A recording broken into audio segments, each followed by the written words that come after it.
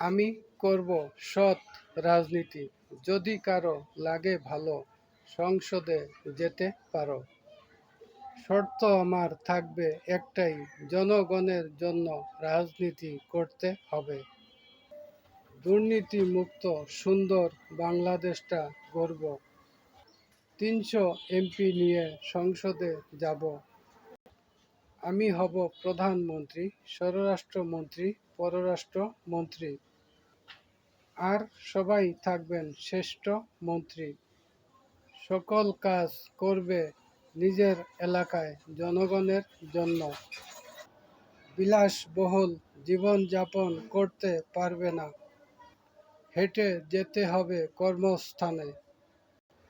প্রতিটি কাজের জবাবদিহিতা করতে হবে জনগণের কাছে। তাহলেই চুরি দুর্নীতি বন্ধ হবে বাংলাদেশে।